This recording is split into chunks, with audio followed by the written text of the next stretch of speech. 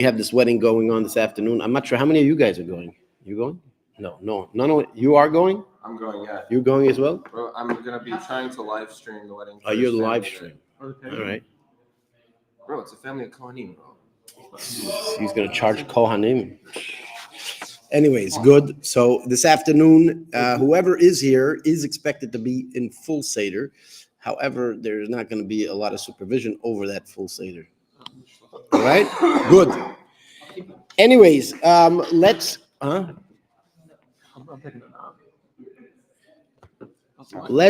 go to the Gemara. What did we deal with over here? Yesterday, we began a conversation about the Seder on Pesach. The Seder of Pesach is extremely important to the Jewish year. During that Seder of Pesach, what do? We have the kids ask questions, we drink wine, we get drunk. Just got to teach our kids, right? It's a very educational holiday. Sounds like every holiday. So we have to, Sounds familiar. What sounds familiar? Eat food and drink wine? Eat food, drink wine. Yeah. Yeah. Now you know why the Jews lasted so long. we have the right. We have the priorities straight. Anyways, so during the Seder, when we drink the wine and when we eat the matzah, we lie down or lean towards the left side. Specifically, we learned yesterday that you cannot lie down on your back and you cannot lean on the right side. You have to lean specifically on the left side. As we explained yesterday, the reason for that is because if you lean to your right side, you are more likely for the food to go down your esophagus and you can choke, chas v'sholom, choke to death. And therefore, it must be on the left side, not on the right side. What are you looking at me like that for? Huh? Because we only lean on Pesach. We don't lean the whole year. And when you're sitting up straight, it doesn't make a difference. When you're sitting up straight, you don't sit up straight on your right side or left side. That's the whole point of sitting up straight. Straight means you're not to either side. Otherwise, you wouldn't be sitting, you would be leaning. Right? What a chiddush. Huh? What's the reason for what? It is a sign of, leaning is a sign of freedom. Apparently, in the olden days, the wealthier, classier people would eat leaning. That's the way they would eat. Right? So in order to show that we're the classier people, we do that. As a matter of fact, some people even have this tradition that everybody pours the other person wine. Why? Because rich people, wealthy people, very often they'll have servants, they'll have waiters taking care of their needs and pouring them the wine rather than them having to pour the wine themselves.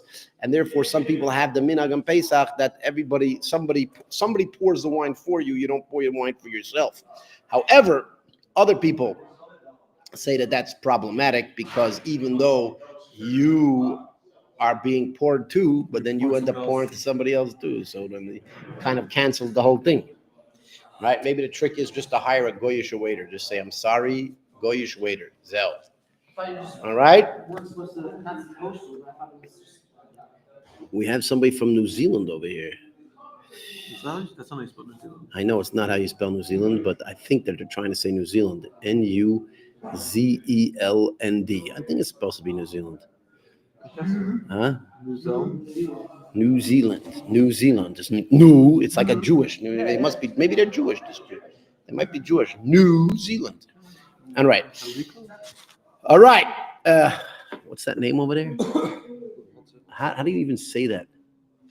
Helico? How do you never heard of such a name? You heard such a name before? I've never heard. So I'm from Helico. Helico. You heard the name? I don't know, but it sounds like a drum and bass artist I would listen to. Yeah. Maybe it's a Maori name. You know about the Maoris in New Zealand? Anyways. Yeah, The Haka. The Haka Chinik. Haka. It's a fancy dance, but it's all right. Work against a gun. Yeah. Although after seeing the dance, you wouldn't want to mess with those people. Trust me. Once you see that dance, forget it. All right. Where are we? Oh, so we said that a woman does not need to lean in the presence of her husband unless she is an isha chashuva, if she is a prestigious woman, a renowned or famous or respected woman. She should lean even in the presence of her husband. Right? We said about a father, a son next to the father does lean, right, etc. Now the Gemara is going to ask a question. Iboilahu is an inquiry. It's a massive, super duper keyword that we've been using many times. What is it? Get your head off your hands over here. What is Iboilahu? Question. What type of question? Based on the logical question that we just... Wrong. Based on it. The second you say based, it's not. It perhaps is on the concept or on the topic, but it's completely new. It's completely new. It has nothing to do with anything we discussed before. It's not a question on something we discussed. It is basically an inquiry based on the topic we discussed. What about this? Yeah. Iboilahu, we ask a question. Talmudic Rabbi. It's specifically not a challenge. That's what I keep on telling you. It specifically has nothing to do with the previous discussion. Based on the previous discussion, some idea popped into our head and we're like, hey, what about this? Right? It's kind of like a new inquiry. It very often is based on the topic of inquiry that we discussed. Yeah. But it's not necessarily It is a new inquiry, perhaps triggered by the topic we discussed. However, it is not directly connected to anything we previously discussed. I thought that everyone was wrong, but I thought about who was that based on the conclusion we just came to, a logical conclusion we just came to, we're going to ask no question based on that because something else doesn't make sense. No, not necessarily. It's usually on topic. We don't just randomly ask a question. Meaning something that we said will trigger our, how should I say it, interest in a particular concept, right? And then we say, well, what about this? So we just discussed that a wife doesn't lean in front of her husband. A son does lean in front of their father. Now we said, okay, well, now that we're speaking about who leans and who doesn't lean, let's ask a question. What about a student next to his rabbi, right? Which is also a form of respect. What about a student next to his teacher? Why are you putting a bunch of books over here in my face? Huh? Oh, now you can put it back. Great.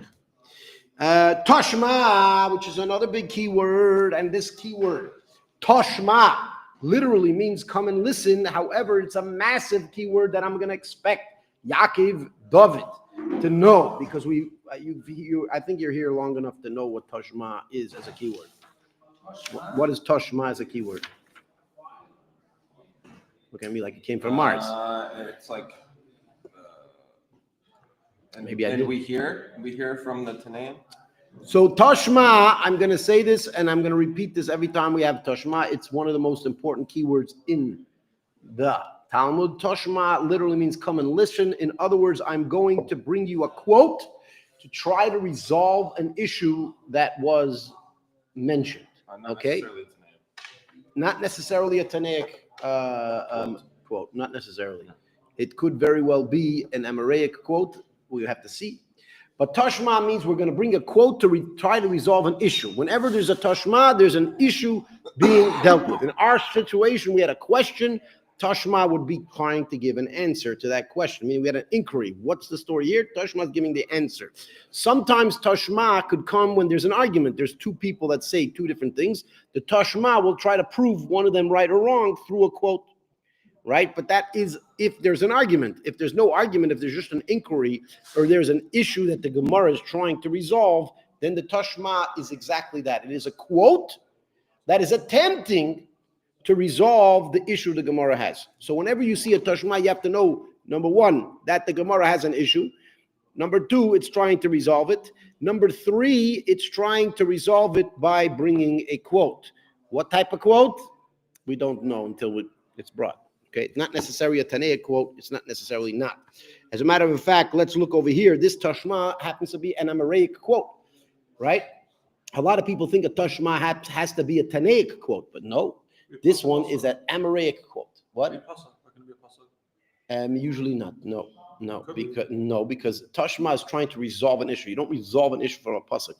If you have a verse in the Torah, the verse of the Torah needs to be interpreted by somebody, right? Somebody with authority needs to interpret a verse in the Torah. We can't just use the verse of Torah and randomly interpret it. It would say who's interpreting it. Is it Abai interpreting it this way?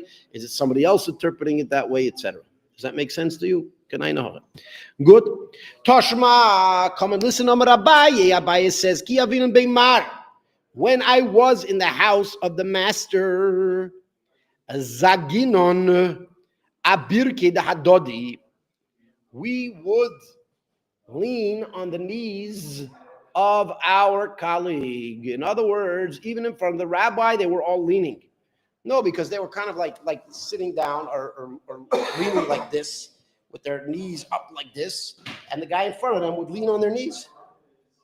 Right? It sounds like a pretty interesting situation. Huh? Why does it sound funny? What's so funny about it? It seems okay, not funny, man. It seems weird sitting like that. Why? Well, because today you have chairs. So you say, what do you mean? You can't have a chair? Those days they didn't necessarily have chairs. So they used to lean on each other. They used to have like a circle and everybody leaning on the next guy, and it worked. Yeah. You never leaned with the homies before? Yeah. You never lean with the homies? Not like that. What's wrong with you, man? I'm not opposed to. Where you come from? Never had the opportunity to do so. Where you come from, man? Huh? Texas? Texas?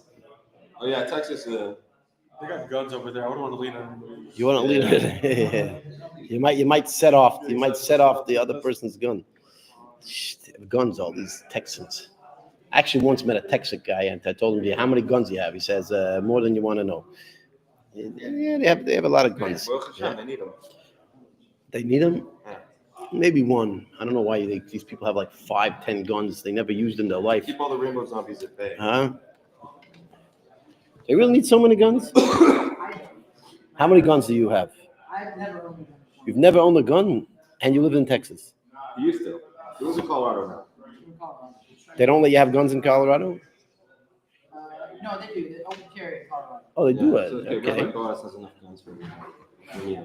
Who's Rabbi Bo? He's our rabbi. He really has guns? Yeah. It's a whole bunch of them. Yeah, we walk to, well, there's 2 guys in, and there's another gentleman in the shul. When we walk to the shul for Shabbos, they bring one. But there's an Erev there? No. No. How can you bring a gun? I don't know. I guess it depends how dangerous it is in that particular situation. There's some extremists. It could be. I mean, if that would be violent. Oh, against Jews? Yeah. Yeah. There's a subsect of evangelicals that are super anti-Semitic now. Sad. Wait, isn't a gun Horrible. No. Isn't a gun like a watch? Isn't it an accessory? Huh? Wouldn't a gun be considered an accessory? First of all, a watch, you're wearing it. A watch is a garment, and therefore you're wearing it. And even then, some people argue whether you can wear a watch in a place where there's no Erev. Some people say you could because it's like jewelry, and some people say, well, for a woman, if it's a nice watch, then it could be jewelry. But what about a man? The men usually wear jewelry, but today, guess what? A lot of men wear certain jewelry, specifically watches, could be like a man's jewelry. People spend $10,000, $20,000, $100,000 on a watch. I actually saw a video with a $2 million watch. I'm like, what an idiot! You pay $2 million. You could buy a house. You could buy a nice house. You could buy. It depends where you're in Texas. In Texas, you could buy several houses, and in New York, you could buy maybe one Yeah, house. but they have a nice house already. Huh? The whole point is you have a nice house, you have a nice car, you have a nice boat, you have a nice. And they need to buy a watch that's worth the house. Huh? That could be. Now, but you were worth $5 billion. Why not? Huh? You're worth $5 billion. Why not? You're worth $5 billion. So can't you spend your money somewhere better? You know, there's people starving to death. There's good organizations you could give your money to instead of giving it to somebody that enslaved a bunch of black people to dig up the diamonds in Africa. No, but what's it called? Even to get 80%, it's about $4 billion. That's $1 billion. That's a $2 million watch. Yeah. White. Kanye West is selling swastika t-shirts on his website. Really? Can I know how? I made it. It's a good. I'm surprised the Jews weren't selling it. You know, it's such a big seller. Why the Jews would be selling it? Selling it. We should be doing it. We should be selling Half it. the Jews selling Palestinian flags, and half the people selling Palestinian I flags. bet you Conway West's website was what's his name? No, what's his name? Is that it? Kanye West. I bet you he sold the naming right, his own name rights to some Jew who's using it to sell these anti-Semitic. Just call him Conway from now on. This Why'd Conway. you say Conway? Because the department store is in Brooklyn, no? Conway, there's a department store Conway. I don't know why we're talking about such garbage over here. Anyways, yeah. You know, the anti-Semites can never win. You know why? Because whatever they'll be like, Jews own everything. Well, we own this station that you're saying that on too. You know? We on the platform, we're using it to say that. Yeah. We control the media, right? Right? Even the media that says we're horrible, right? We control it. We say it. We say we're horrible, then we say we're good, right? Confusing everybody. Right? And you never know on YouTube, they're going to like repost this and you're like, look, this rabbi in Sfas admitted. Some rabbi in Sfas who could barely pay for his car. That guy is controlling the media. Huh? In what? An Israeli Jew. He's the boss. He's the boss. The boss. That's it. No, because we were getting stuck too much and we have to learn over here. We keep getting sidetracked. Yeah. Why are you getting sidetracked? Not me. Yes. I woke up too early today. That's why I'm getting sidetracked. Okay, let's continue. Hey. Listen, we're not talking about YouTube and all the don't tell all the secrets. Okay? Don't let them know. You know? Right?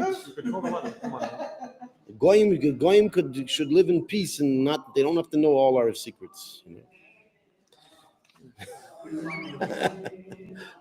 I can't wait till I have my quoted, you know, like I like these video clips. What's his name again? Conway West. Kanye West. Yeah, Kanye, I got you on that one. Kanye West is gonna post a video of Rabbi Kopel from Sfas, right? He's hiding all the secrets. He's hiding. He admitted. All right, let's go back to what we were saying. Abai basically says that they would actually lean on each other's knees in front of their rabbi, which means that in front of their rabbi, they also leaned. Okay, so that's a proof. That's a proof from Abai. You'll ask me, how's Abai a proof? We always bring proof from Tanaic sages. How could we all of a sudden have proof from an Amoraic sage? How could that happen?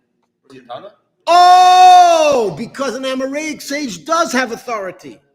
Now, when an Amoraic sage is versus a Tanaic sage, the Tanaic sage trumps the Amoraic sage. However, if we have a random inquiry and we have no clue what the answer is, if in fact there is an Amoraic sage that weighs gives us an answer to the question, then that is in fact a legitimate authoritative opinion, unless you have another Amoraic sage that would say otherwise.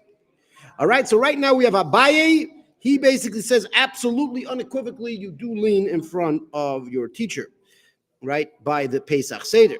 Ki asina lebei Rabbi Yosi, right? However, when he came to Rabbi Yosi's house, he says, Omar Lon, he would tell us, Loi tziri chatoi, you do not need to lean during the Pesach Seder, because it says the fear of your teacher should be like the fear of heaven, and therefore, when you're in the presence of your teacher, you're like in the presence of God, and therefore that fear should exempt you from needing to lean. In other words, there were two separate situations. One was, Rashbam says, one teacher was Rabba, and the other one was Rav Yosef. Rabba was a prior teacher. He was an earlier teacher of Abaye. Later on, it seems to be that Rabba passed away during Abaye's lifetime, and then Abaye switched and became a student of Rav Yosef. Rav Yosef seemed to feel that a student does not need to lean by the Seder in front of his teacher. However, Rabba feels he does. That's it. So we basically, what is the answer to the question? How do we resolve this particular dilemma? We have more questions. We say that it's unresolvable. That is a resolution. It's, if you can resolve that it's unresolvable, then that is actually a good thing. At least not to think about it too much, right? In science, one of the biggest problems in science is that they don't have that piece of logic. They don't have the piece of logic that it's unresolvable, right? In science, they have to come up with some type of answer to the question. If there's a question, if there's an inquiry, if there's a phenomenon, somebody gets up and makes up some blah, blah, blah, blah, blah, and everybody needs to follow it until somebody else proves it wrong. In other words, there's no such, and by the way, I've said to scientists, they've given me a logic and I showed flaw in the logic and they say, well, could you come up with a better logic? And I'm like, because I can't come up with a better logic means that the previous logic is accurate? No, doesn't mean that, right? As a matter of fact, in Gemara, if we resolve, it's unresolved. Done.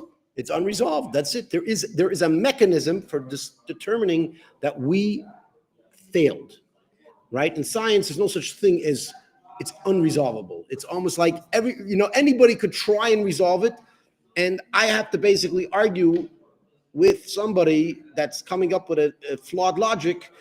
I have to be able to come up with a better logic in order to overthrow his flawed logic. However, in the Gemara, if there's a flaw in the logic, we just say, okay, well, there's a flaw in the logic. We're not going to accept it, right? And why is this so important? There's actually a saying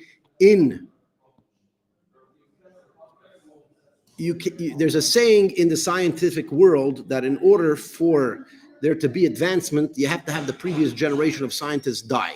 Because very often an advancement is contradicting a previous scientist, but the previous scientist couldn't have been accurate, otherwise he wouldn't be able to be proven wrong, right? Yeah. Because you can't prove something wrong.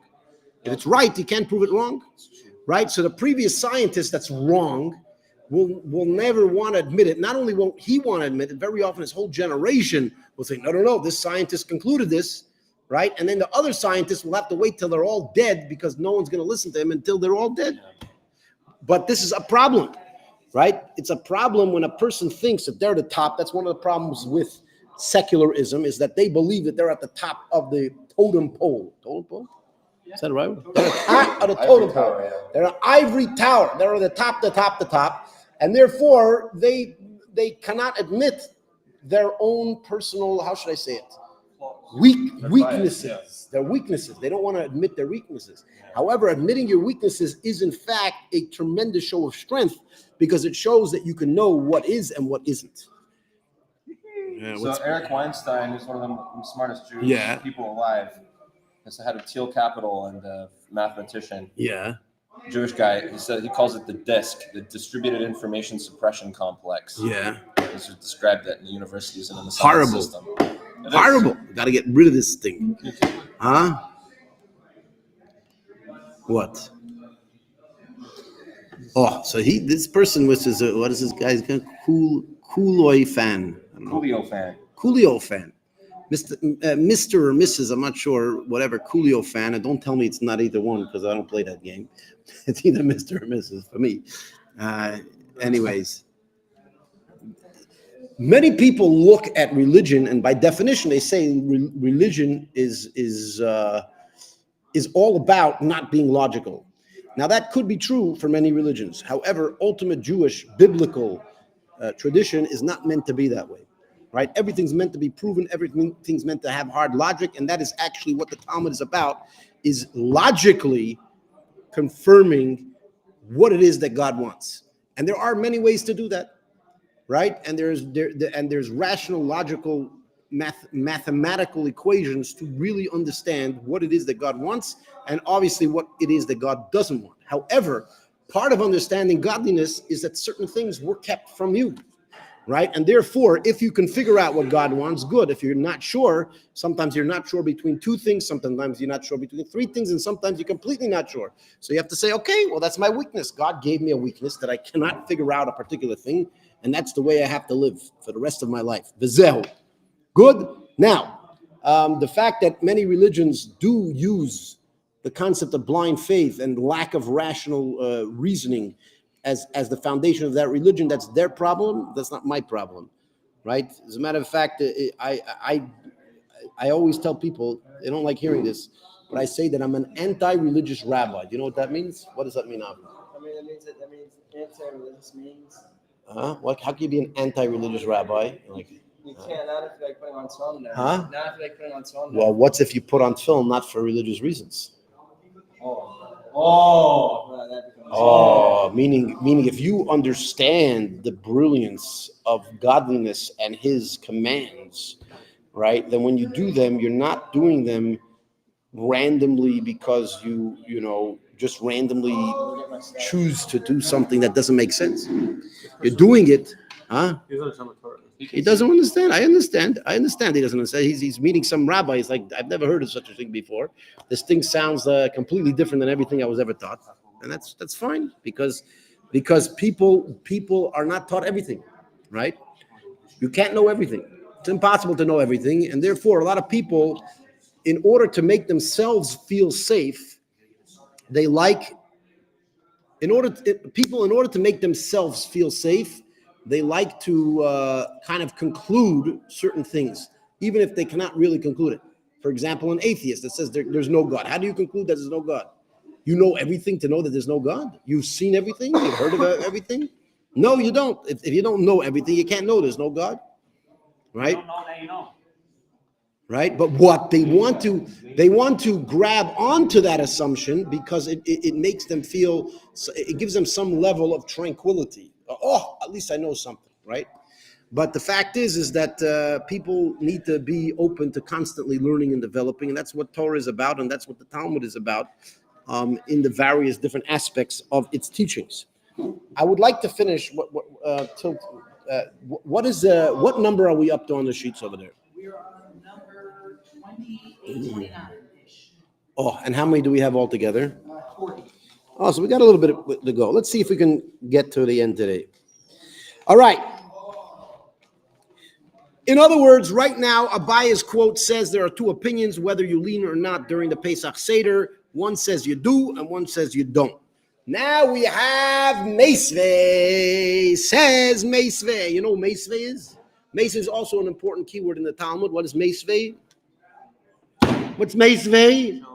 A challenge. Very good. Not necessarily. Did I figure it out? I've taught it every time it comes up here.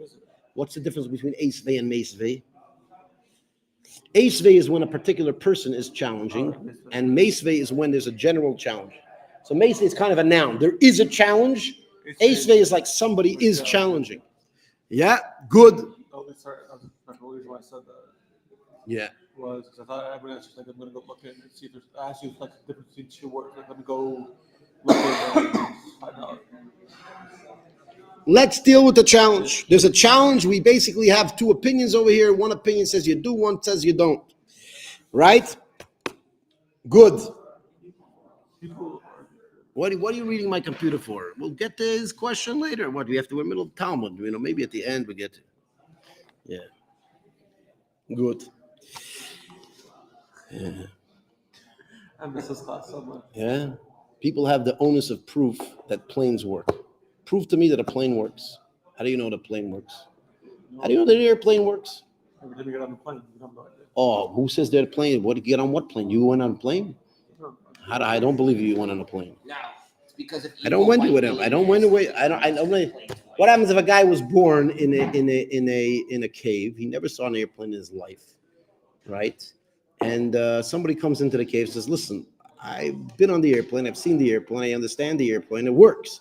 And the guy's like, "Listen, you got to prove it to me. How are you going to prove it to the guy in the cave that there's an airplane? You have to take him outside and you have to bring him to see the airplane, right?" So somebody that tells you that you need the onus of proof that God exists, it's because you fail to understand a lot of reality, right? So until you can begin to understand what reality really is and how it operates, you can't.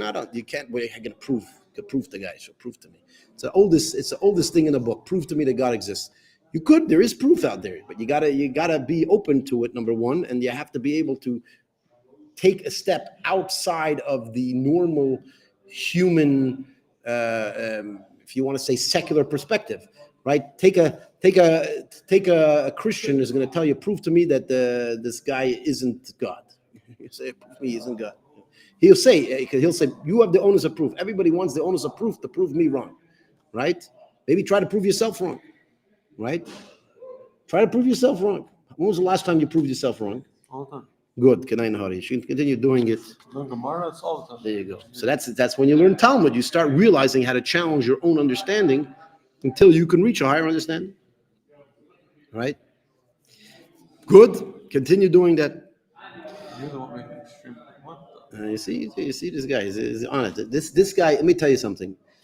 When an atheist comes to a Talmud class and tries to argue rationally with somebody he thinks is irrational, that is as irrational as you can get.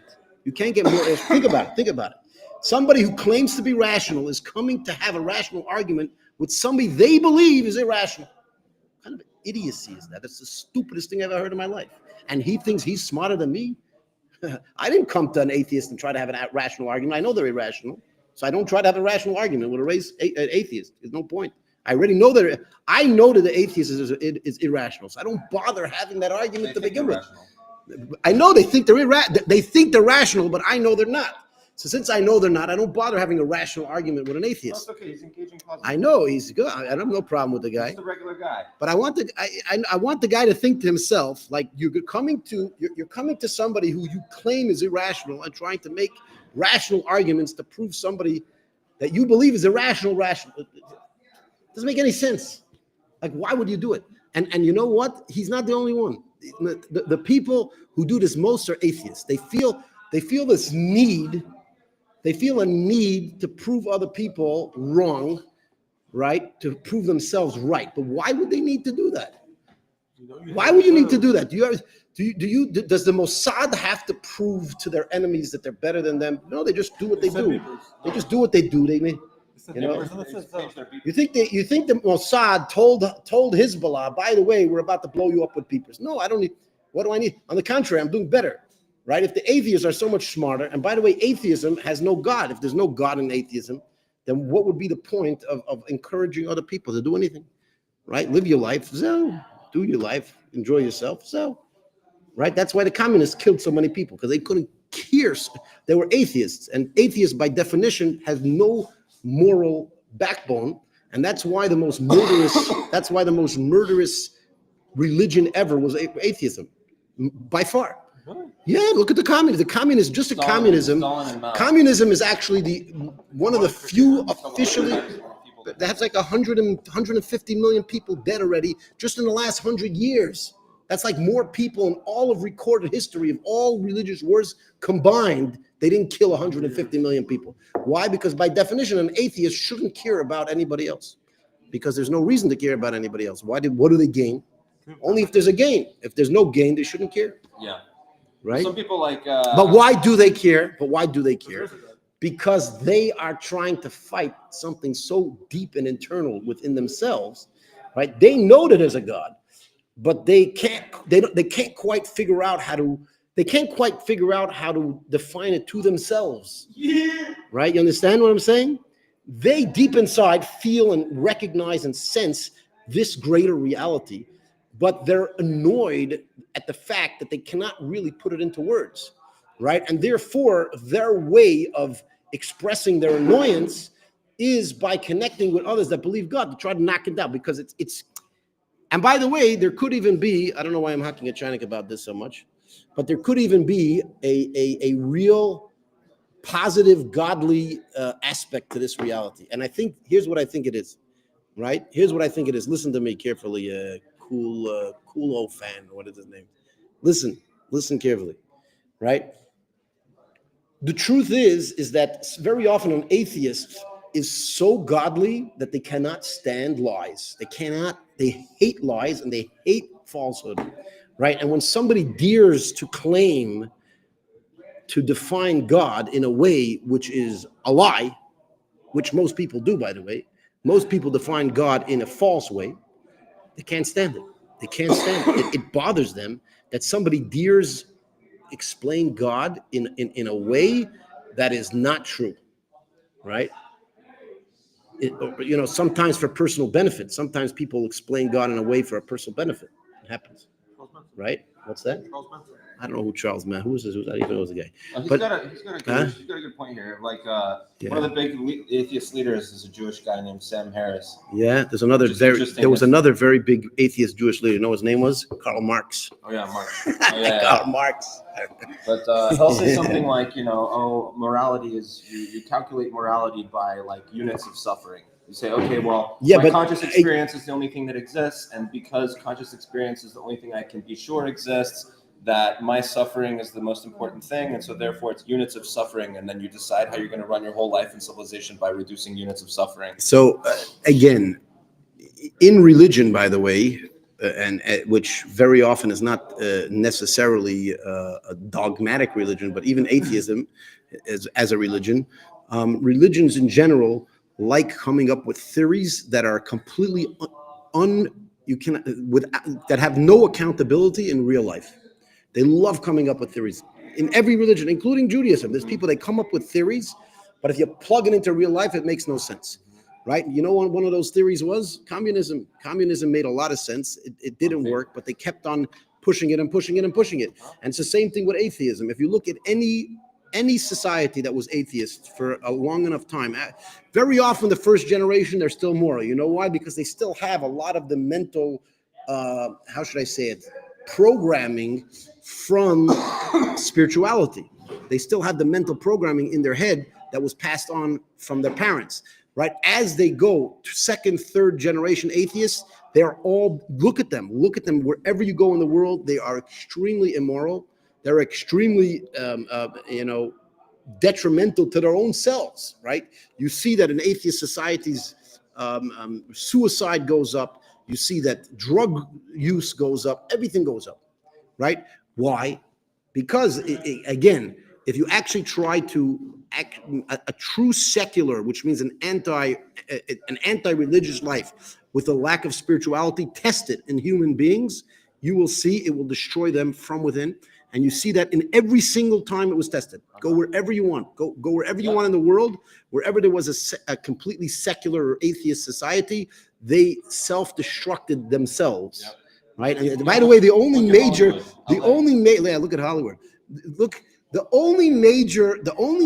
government in history to implode, to literally collapse, was communism in the former Soviet Union. There was no other place in history that such a thing happened. Never happened before. Huh? They just like, listen, it just doesn't work. So, meaning it's self-destructed, because atheism by itself, a lack of a true understanding of a greater reality, is in itself self-destructive, right? And again, you're going to make an argument here and there. Go ahead, prove me wrong. Go prove me wrong. Go make a secular society that can last more than 3 generations without imploding, without destroying itself, without being replaced with other ideas. It doesn't work. Look at it. Look at it. What's that?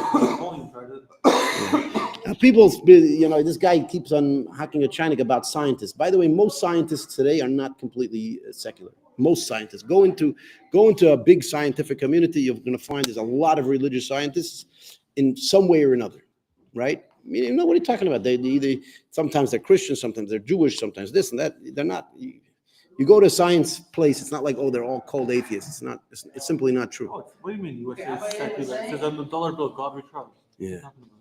Anyways, enough hacking a Chinik. We hacked a Chinik with this guy enough. Yeah, I hope maybe he learned something. I hope he found something rational from the irrational people that he, at least in his mind, Yeah. Yeah. So. Okay, so they were leading in a circle? No. So again, we said we have 2 opinions. There are 2 opinions. There's one opinion that they lean in front of the rabbi. There's another opinion that they don't lean in front of the rabbi. Okay. Now we bring the Meisvei with a challenge. Meisvei is a challenge. We're going to challenge one of these opinions. Imakol of the Meisvei. It with everybody, meaning with all people, you need to lean. Va'afilu Talmudei Rabbi. So here is a Tanaic quote that clearly says that even a student next to his teacher leans, which seems to be backing up the opinion of Rabbah and negating the opinion of Rav Yosef. No, hold on. It says im hakol adam. They say all people. That means that With all people, meaning in front of all people. Right. So that people means a eat. wife, and that means a wife. That means a kid. That means a rabbi. That means everything. Kol adam is a wife also. All of humanity? Kol Adam? Well, Adam is not as a man, meaning all men. It's not necessarily including women. I would assume so. Yeah. How do you say all? How do you include it with woman? How do you say that sentence? Kol Am Israel? If you want to say woman, how do you say that? Kol Am? I don't know. Because again, it seems to not be worrying about the woman. It seems to be worrying about the man next to his teacher. Yeah. So Kitanya Hahi. So the Gemara answers, when we learned that brisa, Bishuli de Nagre, this is actually referring to an apprentice of a trade, which means when it tells you that you should lean even in front of your rabbi, this is talking about your rabbi could also be a teacher, which means in this particular means teaching a trade. So you do not need to respect a teacher of a trade as much as you need to respect a rabbi that's teaching you to connect to your ultimate spiritual source, right? So that's a big difference. Yeah, good.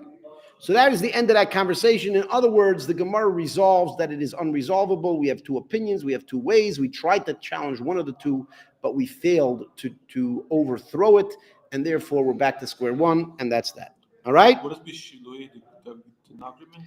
It literally means in a Nagre is like a carpentry. Bishule is like an apprentice. So meaning a carpenter's apprentice, which essentially is trying to say that a person being taught a trade from as an apprentice. In the olden days, today people go to college where they actually sit in front of books for 4 years and come out knowing nothing, right? In those days, if you wanted to learn a trade, you actually worked. It might sound a little bit unfair, but very often a person who was a super professional would have somebody work sometimes for free or sometimes for very, very low pay, right? And they used to work with them for 5 years, 6 years, and that was their way of learning their trade, right? And when they came out of that apprenticeship, when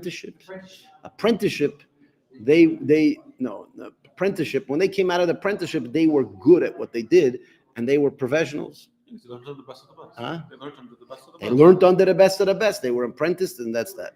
Yeah. Good. Iboilahu, another Iboilahu, which means another inquiry. Shamish Mai, what about a servant? A servant, not necessarily a slave. A shamish is more like a butler or a waiter, right? Which means that they're at a particular meal as a servant of that particular meal, and they're not there as a regular participant. Will they need to lean during the Pesach Seder or not? Yeah.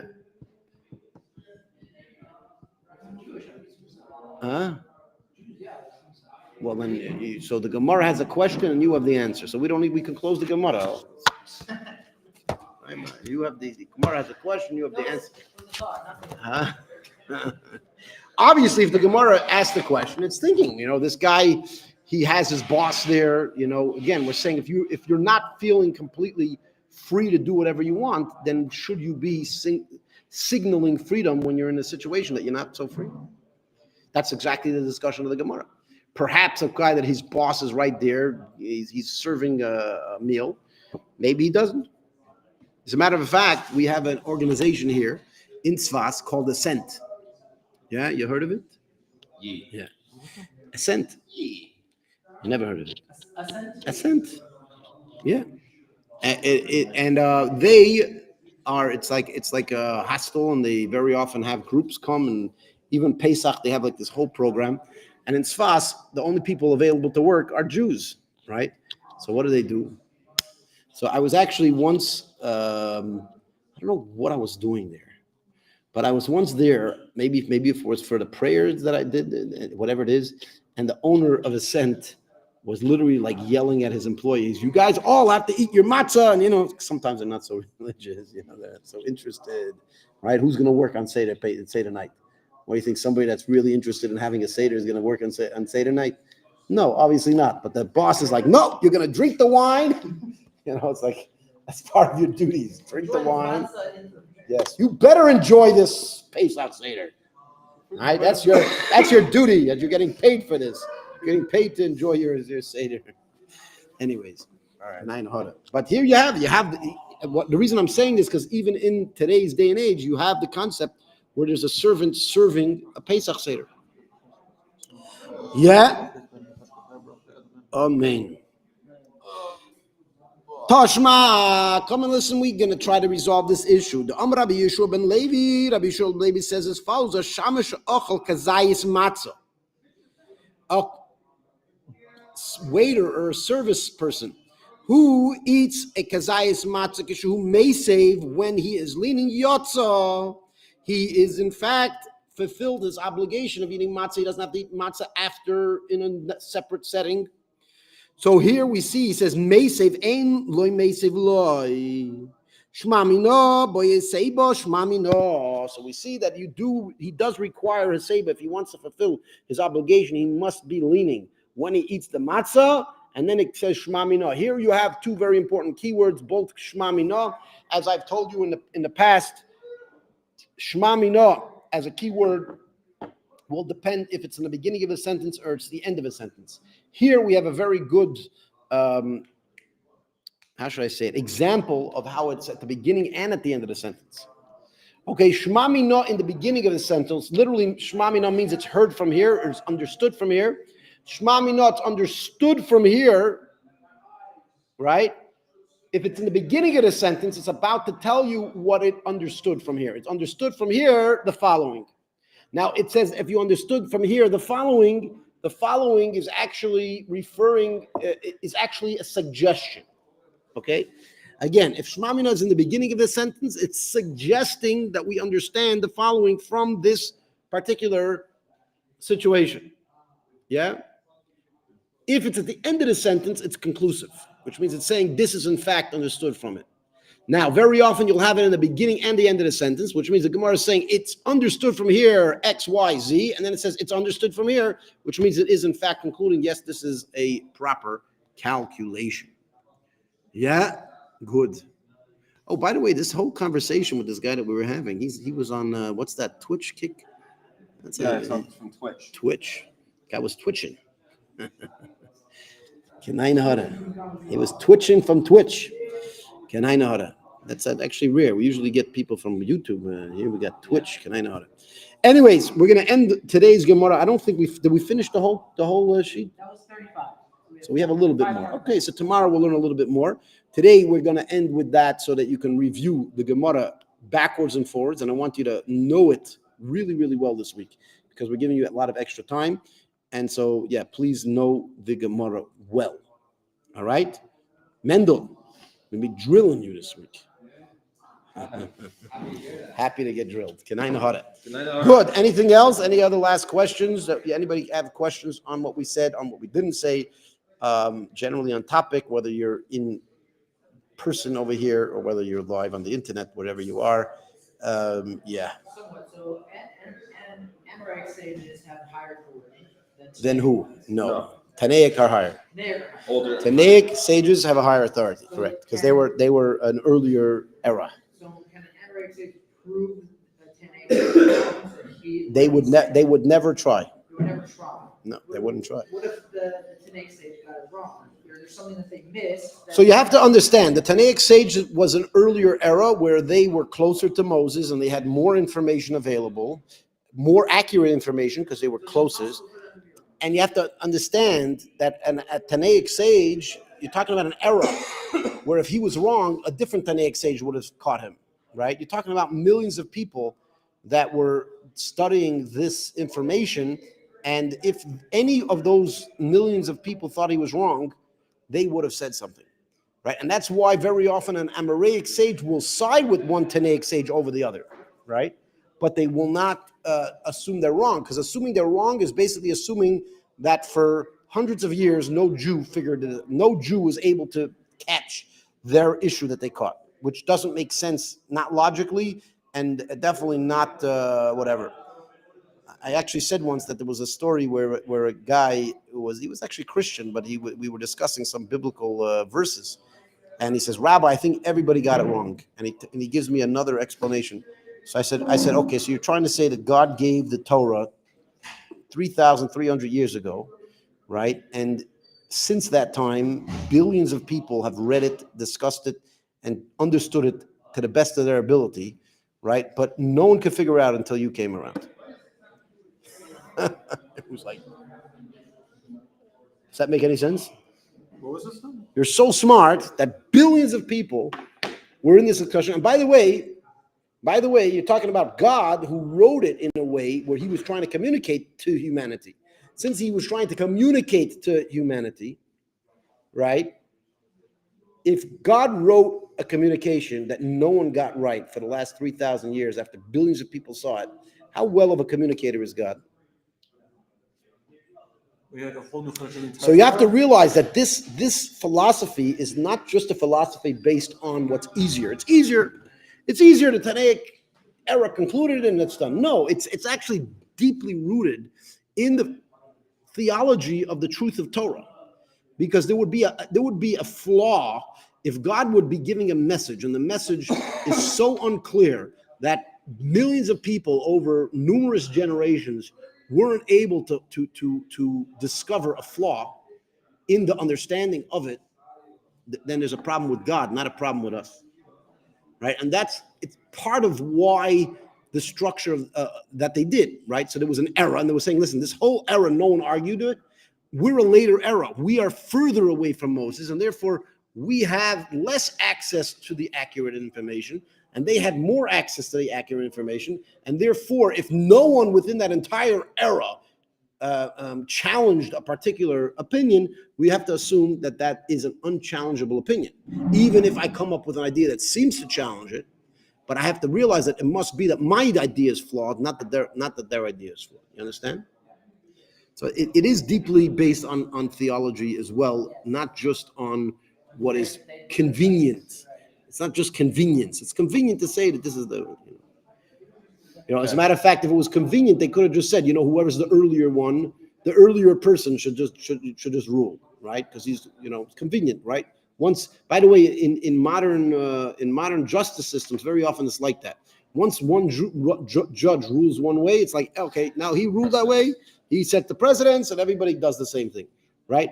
Even if that judge made a completely flawed argument, it's usually he set the precedents, and that's that, right? Which is problematic, by the way. It's very problematic because a judge could make a mistake. Now, why didn't the Talmud do that? Because it wasn't about setting precedents and making it most convenient to determine the truth, or to set the rules, right?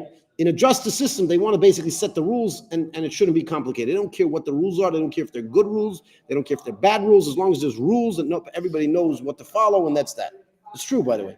In the justice system, they call themselves a justice system. They're not interested in creating justice. They're actually interested in solving a dispute, right? Let's see how we can end this argument. Boom. Let's cut it off and send them on their ways, right? It's not that important to them that the actual true and just outcome is what is accomplished. It's not as important as having clear-cut things. That's why, for example, in America, if the cops, let's say they obtained evidence illegally, they throw it out. But hold on a second. Okay, maybe punish the cop for getting it illegally. You should give him a fine, put him in jail. I don't care what. But because they obtained the evidence illegally means that all of a sudden the person deserves to go free for a crime that he committed, that's not justice. It's not justice. It's completely, it's a travesty of justice, right? Right, and this is done all the time in America. If somehow you obtained evidence to a crime unjustly, then all of a sudden that evidence has to go away. But hold on a second, this person, Mr. Whoever he is, killed somebody, right? And the family is demanding justice, and they have a way of proving their justice, and you're taking away that proof because somebody else did something unjust. How exactly does that make sense? The reason why it's done is because it's been done and it's been set as precedents, and no judge feels that they have the right to cancel that whole approach to to reality, because and it's not so important, because what's important is that we resolve the issue more than it is to actually create justice, right? And that's a problem. I don't know why we're saying this, but I was saying this back to, if the Talmud wanted to have such a system where it was just about, let's just figure out how to establish what the rules are, right? They could have done a lot different. They didn't. They actually was logically trying to determine what in fact was the correct way of seeing it.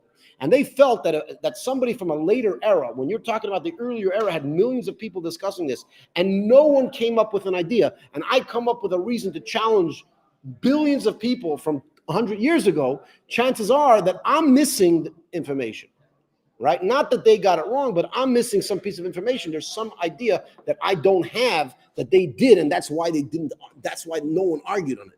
Now, once it's within the same era, and I could assume that I have access to the same information as that person, even if that person lived 50 years, 100 years, 100, 200 years ago, if I can feel that I have access to similar information to that person, I could argue with him. And that's why one of the crazy things in halacha is as follows. Listen carefully. One of the crazy concepts in halacha is that, who do we follow, the earlier person or later person? A lot of people say the earlier person, but it's actually not true. If the earlier person is in an entirely different era, and it was kind of determined that that era is superior to the later era, then we go with the earlier era. However, within an era, we always, not always, but usually rule with the latest person. Why do we rule with the latest person in the era? Because we're assuming that they considered everything that the previous person determined, and they ruled using that information. No, because they were a different era. And therefore, the Amoraim didn't feel that they had access to the same information. What you do have is the earlier Amoraim, Rabbi Chia, Rav, Shmuel, the earlier Amoraim, who were still very close in time to the Tanoim. You do see a few rare situations where they argue with them, and the Gemara accepts it. Rabbi Chia, Rav, we see sometimes that Rabbi Chia or Rav will argue with the Tana, and the Gemara says, listen, he's arguing with the Tana, and he has the right to argue with him, and very often we will rule according to an Amora against the Tana, but only with the really earlier ones, because the really earlier ones, again, the logic is the really earlier ones, if they actually knew that this person was arguing with them and argued anyways, right? However, the later ones, if they were to know that they were contradicting a Tanaic sage, they would concede. They would say, listen, they themselves would concede, because they themselves didn't think that they had the right to argue with them, right? If the rabbi felt he had the right to argue with them, and he was a legitimate, upstanding rabbi, we would say, okay, well, he feels he has the right, so he has the right, right? But the second the rabbis didn't think that they had the right, that's really when it changes. All right? Good. Any other questions, comments? The evidence, I get what you're saying about the evidence. What evidence? You throw out the evidence, you try. Yeah. I mean, that's true. Yeah. But also, that's also there because you can't trust the evidence. It wasn't gathered legally. The evidence itself could be tampered. So then that would be, again, so then if what you're saying would be true, then the argument would have to be that the evidence is invalid, not that the submission is invalid. Meaning, but that's not the way it works. Meaning, it's simply, if it worked that way, you can argue that that's a just argument. Meaning, I can argue that because you got it illegally, then we have to question the evidence. But in some cases, it's not. Meaning, in some cases, if you're getting it illegally, it's not changing the evidence itself. For example, if a guy takes a video in a place where he's not allowed to take a video, right? The video is the video, right? Right? And so, again, the argument that's used in as far as I know, most of the Western world, is that the very fact that it was obtained illegally means we have to throw it out, which is in fact a travesty to justice. Because, again, if you want to argue that because it was obtained illegally, therefore it should be questioned, okay, well, then you're questioning the evidence. You're not questioning the submission. You're not questioning the right to submit the evidence, right? You're questioning the evidence itself. Okay, well, that's fine. There's a domain, like a person has that it's not supposed to be infringing on. You have to. Okay, so punish. So again, so I believe that if evidence was obtained illegally, there should be consequences for obtaining it illegally. But give the guy a fine, even put the guy in jail, depending on. I mean, determine for you did something illegal. Good, there should be a consequence for it, right? But to say you're throwing out the evidence and you're basically gonna steal justice away from somebody who could prove otherwise because somebody obtained evidence illegally, that's not just. Yeah, that's what Democrats do. Democrats, that's it. Anyways, all right, let's end it, Baruch Hashem, and that's it. We'll see you tomorrow. Sei gesund.